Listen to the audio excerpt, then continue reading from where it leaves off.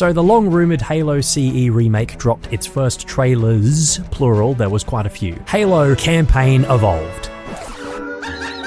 Yeah, that's what it's called. Honestly, I would have just gone the Transformers route and called it Halo 1. I think that would have been way cooler. But anyway, after watching all the trailers and reading through the official articles and making my own video talking about what I was hoping for this remake, I've got thoughts. Some of them good, most of them... Yeah, alright. Hello there guys, girls, ladies and gentlemen, my name is Leigh Paladin, and today we stand on the precipice. I may be sounding a bit melodramatic here, but this is Halo's do or die moment. We've had 343 Industries rebrand themselves as Halo Studios, so this is technically their first game. This is the first Halo game to be made using Unreal Engine 5 as well, a completely new engine. It's the first Halo game on PlayStation, which is also huge, and more importantly, it's a remake of one of, if not the most important console shooter of all time. So as you can imagine, the stakes for this are pretty bloody high. I've tried to consolidate all my thoughts based on a few categories that you can skip to, courtesy of some helpful timestamps, you're welcome. But let's start with what is arguably the most important thing to get right for a CE remake. So for context, when Halo Combat Evolved was remastered in 2011 for its 10th anniversary, the developers opted to paste the new graphics over the top of the originals so you could jump between the new and the old. The new graphics were heavily criticized for recycling assets from other games like Halo 3 and Reach that didn't match the artistic intent, direction, and just general vibe of the original game. The various models for Halo Reach's elites were crudely copied and pasted on top of the much sleeker, slimmer, and angular-looking CE elites, which led to some very weird quirks in their animations as the elites in those two games just move so differently to one another. Every character in the game was subjected to this Reachification, and while the Reach models are very well designed and detailed, they are somewhat at odds with the look and feel of Combat Evolved. In some cases, Saber Interactive, who were responsible for CEA's development, went even further back, ripping assets from Halo 3 like those for the Magnum, Assault Rifle, and Cortana. And people clowned on it hard, of which I am very guilty of doing, because it looked fuck ugly. If there was one lesson the developers seemed to take away from CEA, it was, maybe we shouldn't do that again. Because when Halo 2 Anniversary rolled around, it looked way better. There was newly modeled elites, marines, and weapons that respected the style of the original. It actually felt like an Anniversary edition, not a Frankenstein's monster of cobbled together leftover parts. So what did we learn heading into Halo Campaign Evolved? Apparently nothing, because here we are again, staring down what looks like another shameless asset flip. Across the board, Campaign Evolved looks to be reusing assets from Halo Infinite, which, by the way, already borrowed heavily from Reach's art direction, so we've basically gone full circle, which is bizarre, given lore-wise how many years apart these games are meant to be chronologically between Infinite and Combat Evolved, but also just how lazy this feels. The main takeaway from CE Anniversary, I thought, would have been this exactly. But they're doing it again! You can't make this shit up. The grunts, elites, jackals, and marines all appear to be straight rips from Infinite. Gone are the simple, bulky, tin can armor designs for the marines with their cool little green poke-out visors, which is ironic because Infinite's post-launch content already teased that marine armor recently, as if they knew people missed it. Chief himself is wearing what looks to be the Mark V armor core from Infinite's cosmetic shop. That I have less of an issue with because it looks fantastic. The MA5 Assault Rifle and Needler, same deal. And the wildest part, Infinite Store just released a classic Needler skin for purchase. So if you're already fine with asset reuse, why not use that one? I don't know, it's weird. Anyway, I was scrolling through some threads before the official reveal and saw a leaked screenshot from the Microsoft Store page, and my first thought, I kid you not, was, oh cool, that's a neat looking Infinite Forge map. That's just how similar these two games look. Now don't get me wrong, I like that Infinite course corrected its art style back towards something more classic Halo, but Combat Evolved is so visually distinct in ways none of the later games have ever really captured. Its simplicity wasn't just a technical limitation, it gave the world a weird kind of sterile beauty, this sort of lonely mystery that it perpetuates, and it gave characters and models in that game a blocky, almost 80s retro future look that felt inspired by films like Aliens and Starship Troopers and RoboCop. They had a charm to them that could have been reimagined faithfully for the modern era, like many fans have accomplished over the years with their custom models. Beyond the general look of the game itself, there's also something deeply specific about the look and feel of Combat Evolved, a tone that's hard to describe, but instantly recognizable. It's not just Y2K or early 2000s futurism that so many people just use as a blanket term to describe Halo CE's vibe. It's this warm, metallic dreamscape. That color palette, those deep violets, the icy blues, the brushed metal greens made Halo's universe feel handcrafted. The best way I can describe it is like an illustrated pulp sci-fi cover come to life, and that extends beyond the visuals too. The minimalist menus, the ambient hums and beeps in the background, it all built this distinct, cozy mystery that no other Halo game has ever really managed to capture since. Also, while we're talking about the menus, what the hell is this? Oh. This is not better than this. You got the music right, I'll give you guys that much. Even things like the Forerunner aesthetic, it looks a lot more polished than it did in the original CE. Thankfully, it's nowhere near as distracting as CE Anniversary's changes to the art style were, but I think this is an excuse to show off their fancy lumen and traced lighting and stuff in Unreal Engine, but it's just a bit much in some areas. It's kind of too reflective and shiny. I'd love to see the Forerunner structures in this game be weathered up and worn down a bit more. They've been idle for hundreds of thousands of years, so to step into them and have them look like the Sentinels have been polishing the floors every day since the rings fired is, I don't know, it's kind of at odds with the original intent for how the Forerunner stuff was meant to look. I don't like how 343, and now evidently Halo Studios, seems to conflate more details with looking better. You can still be faithful to the original and not add thousands of more polygons and have it still work and still look good. I miss that brutalist, Frank Lloyd Wright inspired Forerunner architecture that Halo CE just perfectly managed to capture. This is currently giving me more Halo 4 and 5 Forerunner art style a bit. I'm not saying it's exactly that, but it's veering into that direction a bit too much for my liking. On the technical side of things, Unreal Engine 5 has garnered something of a reputation for being very technically taxing on most systems, unless you're Embark Studios, who just seem to make near flawless games using Unreal that run smoothly. Whatever secret sauce they're using over there, I think this CE remake could use a little bit off. Noting this is all a work in progress, I'm not going to spend too much time on this, but I did notice some visual bugs that stuck out to me. Pop in some animation cycles not quite matching up properly, like when the Marines tried to enter the Warthog, weird shimmering around the edges of objects, reflective surfaces indoors glitching out and just looking very distracting, though a lot of this is probably in no small part due to that god-awful baked-in temporal anti-aliasing that Unreal Engine 5 has. So hopefully these are issues that'll be ironed out before the game's release. Another strange change that I am not the happiest about is the HUD. They've swapped the location of your weapon and grenades information with the motion tracker, so it's now very strangely positioned at the top right-hand corner of the screen, which is just all kinds of wrong. Fun fact, I have just found out that you can customize the HUD, so you can bet what I'll be doing the moment I load up the game for the first time. Change back! I don't know what you're talking about. The cinematics are also looking to be entirely new. I'm not sure if these are being played in real time like the cutscenes for the original Halo games and Infinite mainly were, though judging from the graphical pop-in, I want to say they probably are. Or if they're pre-rendered, like blurs for Halo 2 Anniversary. But ultimately, these are looking and sounding really impressive. Also great, we finally get to see Forhammer in person, not just as a voice on the radio or by peeking through the cockpit of a Pelican. She's actually there, she's present as a character in the cutscenes.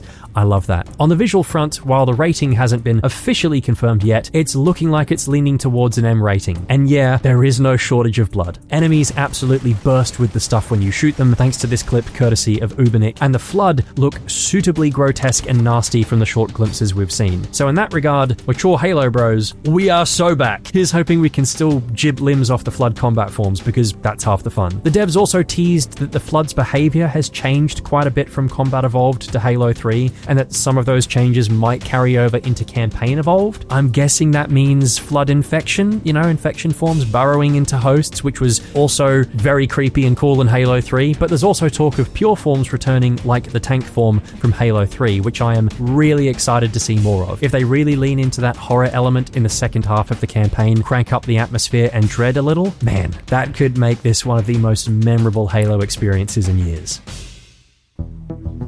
Of course, we can't talk about a new Halo game without mentioning the sandbox. We got to see some gameplay of a few different weapons and vehicles, namely the Magnum, assault rifle, plasma rifle, plasma pistol, needler, and of course, the Warthog. I am a little bit disappointed with the way the Magnum and AR are sounding. I honestly think CE Anniversary did a better job of capturing the essence of those original weapons and their sounds. The reload animations for the Magnum are also lacking some of the weight and oomph that I was kind of hoping this remake would add. Thankfully, the old pistol whip animation for meleeing is still there though, so love to see that. The Magnum also seems to be a little less effective than it used to be, against hunters at least. But what's most criminal of all is that the assault rifle doesn't have 60 rounds. Absolute heresy. All right, whoever made that decision at Halo Studios, Tartarus, smack his nuts. The Warthog model looks pretty good for the most part, and I appreciate that it's not just another infinite asset flip. It does look like a new model built for this game that more closely resembles the original, and it's also quite thick. Anyone else notice that? Or just me? Probably because there is also an additional seat on the back, so you can now carry an extra passenger with you on the Hog. Supposedly there are 9 more weapons coming to Campaign Evolved's sandbox, including the energy sword, of course, the battle rifle. My god, I am hoping it's the Reach Cut BR model. That'd be so cool, and a nice bit of connective tissue between Reach and the later BR versions we see in Halo 2 onwards. Completely nerdy side tangent, but anyway. And the needle rifle, which will be making its return after last being seen in Reach 15 years ago, which is kind of crazy. There hasn't been any clear indication if weapons like the fuel rod gun or the flamethrower, which were technically part of Halo CE's sandbox in the PC port, count as part of these 9 new weapons, but I'll wager that they probably do. I also would not be surprised if we saw a couple of other returning Reach or maybe Halo 2 weapons to bridge the gap, but I'm excited to know if they'll go even further back and dig up some old cut weapons from the pre-release era of Combat Evolved. We'll also be able to drive the Wraith for the first time in CE, and presumably some other vehicles will be making an appearance too. All the better, as hijacking has been added into the game as a mechanic, as well as weapon trading, so you can swap weapons with your Marine buddies. I personally can't wait to give Captain Keyes a fuel rod gun in the Truth and Reconciliation jailbreak section and see him die just 1,000 times over. It's gonna be great. It's gonna be great. So it probably comes as a surprise to absolutely no one that this game has sprint and smart scope, or aiming down sights.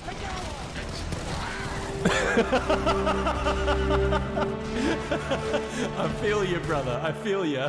I knew this was going to happen, but foolishly held out hope that Halo Studios might have the balls to remove sprint outright. Speaking as someone who plays a lot of first-person shooters, I am so tired of every game having this same style of hegemonized movement, where everyone can sprint, slide, clamber, and aim down sights. It's just exhausting at this point, and it's not really what I and many others play Halo for. But I guess Halo Studios and Microsoft caved to meet the desires of people with short attention spans and crippling dopamine addicts who can only get their hit when it comes from press thumbstick in, go fast.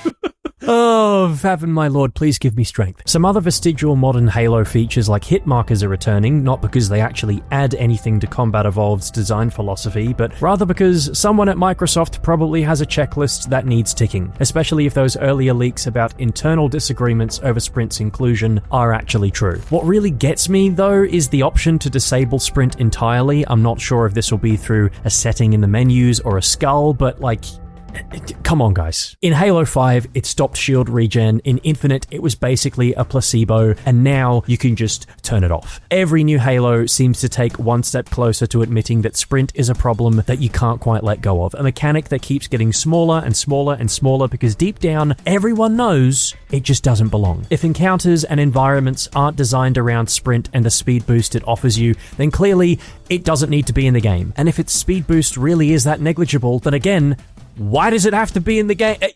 Now, you know what?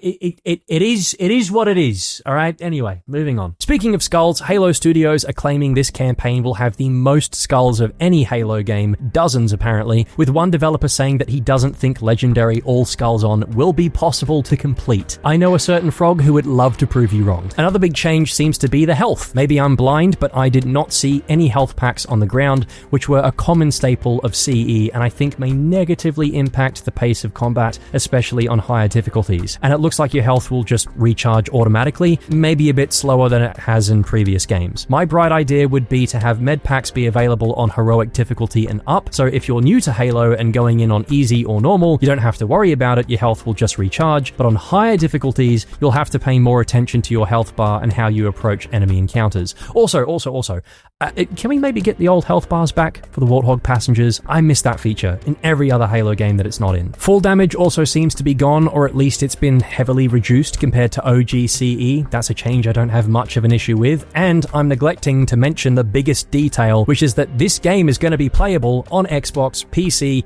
and PlayStation 5 with full crossplay compatibility, meaning you can play this game with 3 other friends who can all be on other platforms. Supposedly, encounters and play spaces are going to be made larger to accommodate more players while still staying true to the originals. I'm not sure how that'll work, or if that means that there are going to be larger versions of the campaign maps that'll just also be stored in the game somewhere that are only playable when you load in with 3 or more people, but it's piqued my interest and I am keen to see how they'll make that work and how they'll manage it. And most surprisingly, there are 3 brand new prequel missions being added to the game, and they'll supposedly focus on Master Chief and Sergeant Johnson. Hell fucking yeah! These guys read my mind. It's not clear exactly when these missions will take place, but I will bet my right testicle that at least one of them is set during the fall of Reach, maybe tying into the events of the novel. But looking at some of the storyboards that they revealed in the roundtable, Chief's armor looks a lot closer to how it appeared in Forward Unto Dawn, more like the old Mjolnir Mark IV, so maybe we'll see some interactions between Chief and Johnson even earlier in the Human Covenant War. For the longest time, I've wanted another Halo FPS that explores the middle of the Human Covenant War, not just the final months or the closing act as we always get to see. Dear God, I'm praying that this is Halo Studios' way of testing the waters for that kind of game. And please tell me they got David Scully back to voice Johnson, because it just isn't Sergeant Johnson without Dave Scully. If they've brought back Steve Downes and Jen Taylor for Chief and Cortana, then I'm really hoping they pulled in a few more legacy cast members too. Quietly, I'm crossing my fingers for Pete Stacker, the original Captain Keyes. Otherwise, it sounds like most of the dialogue, grunts, marines, and so on are lifted from the original, except for some of the marines and the elites who apparently speak English now and seem to be using lines from Halo Infinite. Hopefully that's just temporary, because come on, if you've got Dave Scully back, you've got the original elite voice right there. I'm just saying. What also pleasantly surprised me was the original soundtrack being used. The OG from 2001, composed by Marty O'Donnell and Michael Salvatore, is what they're using for this game. It's not a reorchestration like CE Anniversary was. This is, for all intents and purposes, the original soundtrack, lightly remixed and edited, and I am so here for it. So, as you can probably gather, my thoughts regarding Halo Campaign Evolved, including its stupid title, are pretty mixed. Most of the stuff I'm excited for are things we haven't seen yet or are yet to be confirmed. There are also a lot of people who are probably going to say that all I've done this video is complain, and yeah, they're probably right, but I genuinely want this game to succeed, and I'm just seeing some road bumps in the way that could be avoided. As a passenger in this car that is Halo, the Halo car, I'm just trying to point them out for the betterment of everyone on board so we don't end up in a burning car crash. In some ways, I am making this video in the vain hope that there is still time for changes to be made and feedback to be received from the community, because now is the perfect time for us to speak up and make sure our voices are heard, so we get a game that is not just another version of CE with a new coat of paint, but a proper, considered, from the ground up reimagining of this classic. They revealed this game over a year before its predicted release date, which I'm assuming will be November 15th, 2026, to coincide with the 25th anniversary of Halo and Xbox. They're sending out pre-release builds of the game to content creators, presumably with the intention of getting their feedback. And hey, Halo Studio, you want to send the copy my way? I'm just saying. You don't have to. Okay, you don't have to, but it'd be nice, It'd be nice. And let us not forget, it was the overwhelming amount of feedback from the community and the gaming sphere at large in 2020 that caused Halo Infinite to be delayed because it looked like us. So maybe this early reveal was for the devs to give themselves enough time to adapt to the feedback without the need to delay the game. So far, we have only seen gameplay of Silent Cartographer. So I am curious as to what the state of the rest of the game is in and how far along things are, but fingers crossed between now and release, they can iron out some of those visual bugs and maybe examine a little more acutely what it is about Halo Combat Evolved's original art style and aesthetic that resonates so deeply with fans and how they can tap into that a little more. It's my hope that a lot of the Infinite assets are temporary because damn, they look kind of out of place right now. They make the whole game look like a fan project, like cobbled together with bits of other titles, rather than a proper ground-up remake of one of gaming's most iconic shooters ever, giving it the polish a game of this caliber deserves. It's also my hope that there are some more additive changes to the levels. They've already discussed in the official Xbox reveal article that the library will be seeing some much-needed updates to its environmental storytelling, and Guilty Spark will be getting some new lines too. But I do want just a little bit more. I'm not talking about going full SPV3 with it and making each mission feel like they're an hour long. Some new encounters, some new play spaces, and surprises would be welcome. As someone who knows Combat Evolved inside and out, I want something a little more to sink my teeth into. Otherwise, what's the point? What could this remake do differently that a port of the Master Chief Collection on PlayStation 5 with a couple of updates couldn't do? I am still going to campaign hard for that though. MCC on PS5, alright? One day, please, if this is going to be the gateway drug for a whole bunch of new people to start playing Halo, then my hope is inevitably they'll want to go back and replay the originals. And so what better way to do that than to release MCC on PS5? I'm just saying. I'm also a little concerned about the replayability of this game on its own. Is this really going to be the shot of adrenaline Halo needs right now when it's a 6 to 7 hour campaign only, if that? Will it cost as much as other full price games? I mean, I certainly hope not, given this is the 5th time CE has been released in some way, shape or form. Combat Evolved Anniversary released at a budget price point of $40 for the Xbox 360 in 2011, compared to the standard full price of $60 for new games at the time. And while you could argue this is a remake, not a remaster, there's clearly enough of the core original game there that most of the Silent Cartographer doesn't look or play that different. Really, what we're paying for here are the new graphics, so I'm hoping that it's not full price, or if it is, there's at least a bit more to justify that. Overall, it's a mixed bag, which is what I went into this reveal expecting. I am cautiously optimistic, however, and very curious to see how much of the game changes between now and release. But what I'm more interested in hearing is what you all think. What were your first impressions of the Halo Campaign Evolved reveal? What are your hopes and aspirations for the game? What's disappointed you the most so far? Let me know in the comments below. I'll be making sure to read all of them. And while you're down there, maybe hit that like button. Or maybe subscribe as well. You wouldn't. You're way scared.